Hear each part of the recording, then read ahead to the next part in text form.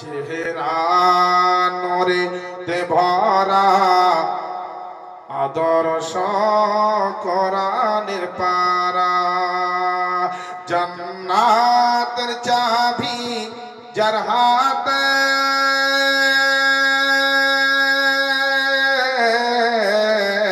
জান্নাতের চাবি যার হাতে জান্নাতের চাবি যার হাতে তিনি উম্মতের সাহারা চেহারা নূরেতে ভরা আদর্শ কোরআনের পারা জোরে বলেন না সুবহানাল্লাহ।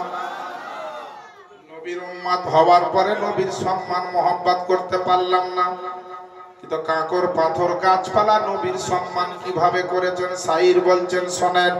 যে পাথর কদম চুমে বৃক্ষ দেখিয়া ঝুমে জোরে বলেন না সুবহানাল্লাহ। সুবহানাল্লাহ সুবহানাল্লাহ। আপনারা ভাবিয়েন না যে সুবহানাল্লাহ না বললে আমি গজল ভুলে যাব। সুবহানাল্লাহ বলাবার পিছনে মূল কারণ হচ্ছে যেন আপনাদের নেকি হয় সুবহানাল্লাহর মাধ্যমে। 90টা নেকি হবে যতবার সুবহানাল্লাহ পড়বেন, এর জন্য নেকি হবে। আর 10টা গুনাহ মাফ হবে, 10টা সম্মানের দরজা উঁচু হবে, আর ভালো লাগবে, সবার সৌন্দর্য বাড়বে। তাই যাতে নেকি শুধু আমার না হয়, একা যেন আপনাদের হয়। মায়েরা বোনেরা আস্তে আস্তে, আর আমার বাপজিরা ভাইরা জোরে জোরে সুবহানাল্লাহ পড়বেন। একবার বলে দেন সুবহানাল্লাহ।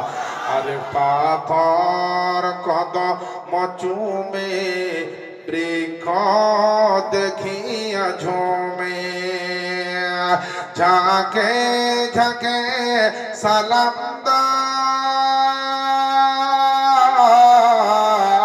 ঝাঁকে ঝাঁকে সালাম দাই ঝাঁকে ঝাঁকে সালাম দাই জান্নাতের ফেরেশতারা চেহারা নূরেতে ভরা আদর্শ কোরআনের পারা চেহারা নূরেতে ভরা আদর্শ কোরআনের পারা।